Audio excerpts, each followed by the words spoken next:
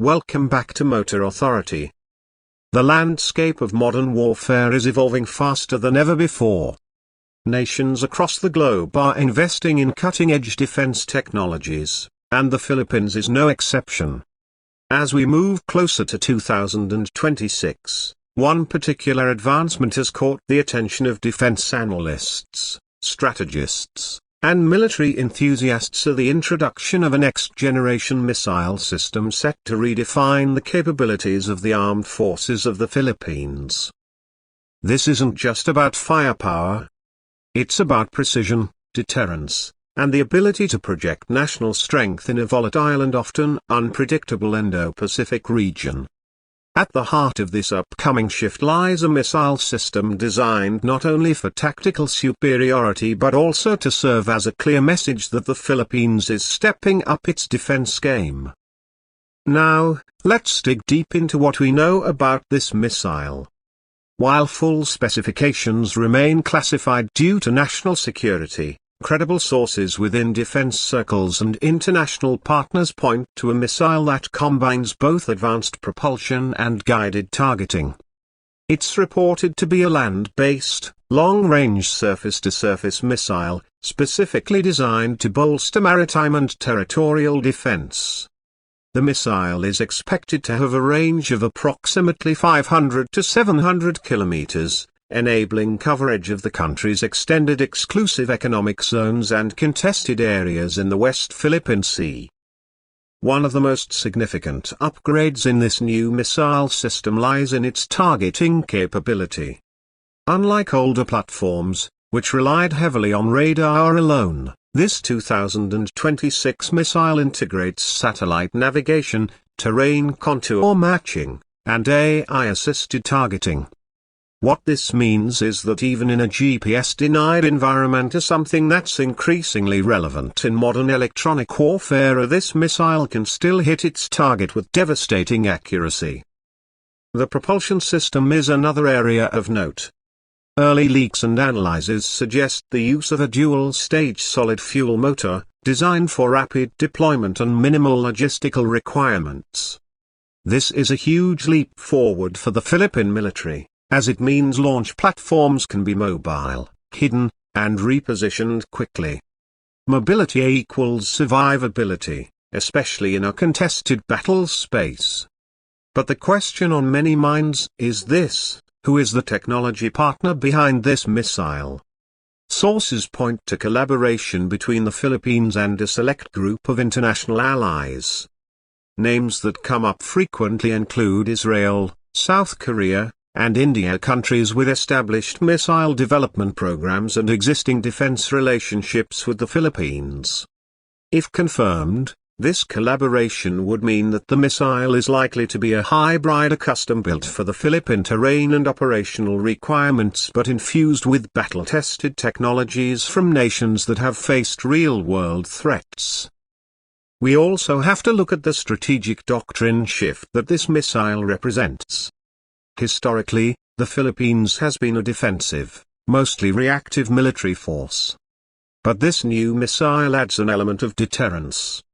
It's not just about responding to aggression, it's about having the capability to prevent it in the first place.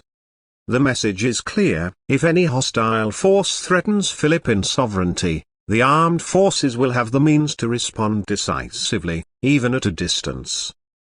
In terms of deployment, military insiders suggest this missile will be stationed in multiple key areas: Luzon, Palawan, and possibly the northern Batanes region. These areas provide strategic coverage over the South China Sea and are well within range of potential flashpoints. It's also very likely that mobile launchers will be used, making the missile harder to target and more flexible in real-world combat situations. Now let's talk about integration. This missile won't operate in isolation. It's being developed to plug directly into the AFP's command and control systems. With the arrival of Horizon 3 modernization projects, we're seeing an increasing emphasis on network-centric warfare. That means drones, radar, satellites, and manned platforms all working in unison. The new missile system is expected to be a critical node in this network, a lethal extension of the country's ISR capabilities. Public sentiment has been largely supportive, especially in light of increasing maritime tensions and grey zone tactics employed by foreign vessels. Filipinos want assurance that their country can stand up for its territorial rights. This missile is a visible and powerful step in that direction. It shows commitment. It shows resolve. From a budget standpoint, yes, so it's a serious investment.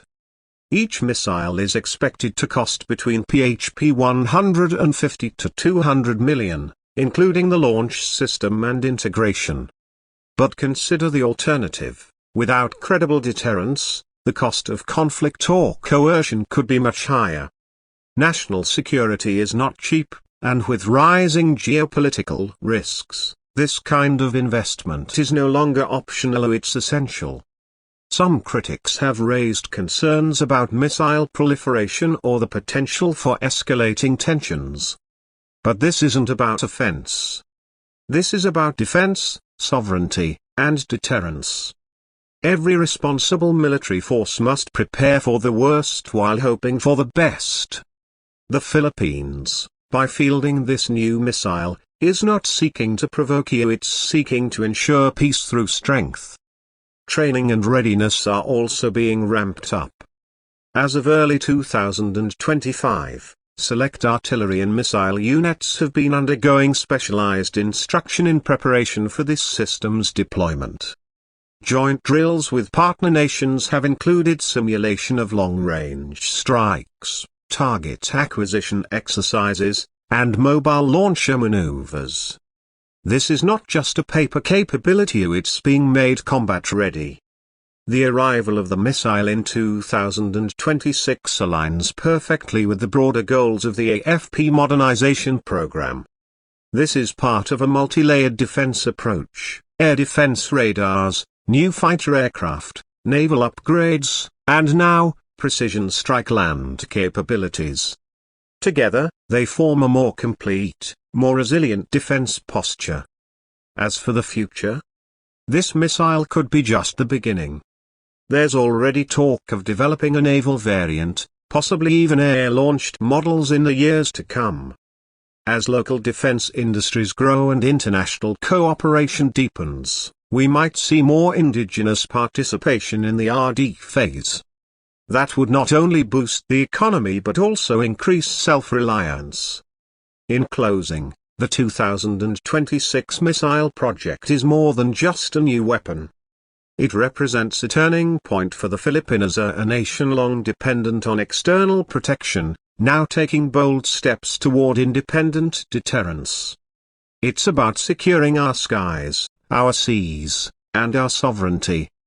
Stay tuned as we bring you more exclusive updates, breakdowns, and analysis right here on Motor Authority, your channel for all things related to the Philippines Armed Forces.